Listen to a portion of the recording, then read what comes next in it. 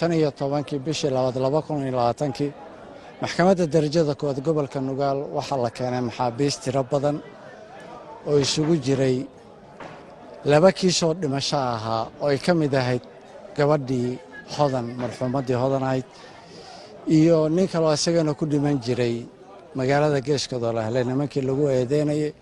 waxaa kaloo maxkamadda la hor keenay niman khamri iyo xashiish lagu eedeynayay. waxaa kaloo maxkamadda la hor keenay nimankii moobaylada furan jiro magaalada ciyaalkii magaalada dhibay ahaa. labadii kiis ee dhimashada ahaa oo ka mid ahaa kiiska Hodan xafiiska xilaalinta wuxuu codsaday muddo 7 maalmood in dib loogu dhigo si uu soo dhammaystiro cadeymihii.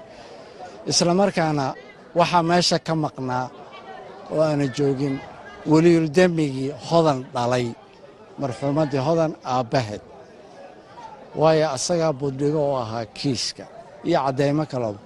muddada 7 maalmood inaan ku soo dhammaystiro aanu maxkamadda ku horkeeno ku soo celin.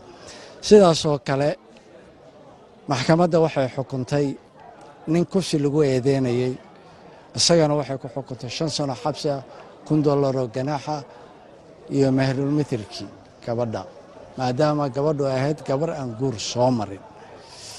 sidaas oo kale ciyaalkii moobaylada furanaya magaalada ayagana waxaa la xukumay 2 ka mid oo qiral ahaa, ayagana waxaa lagu xukumay 2 sano xabsi iyo ganaax. marka bulshada reer Puntland siba waalidiinta waxaan uga degayaa caruurtiina cishada haddaa cishan weydaan ha ka daba imaanin kuwa kufsiga geystay iyo kuwa moobaylada furtaba. xafiiska xilaalintu waa ka go'antay iyo golaha garsoorkuba inay ciqaabtooda mariyaan waxay ka mudan yihiin shareecada. halkani waa Samakulan Media Group. waxaad ka heli kartaa wararkii ugu dambeeyay ee dalka iyo dibadda. kala soco warar xaqiiqo ah. Samakulan Media Group.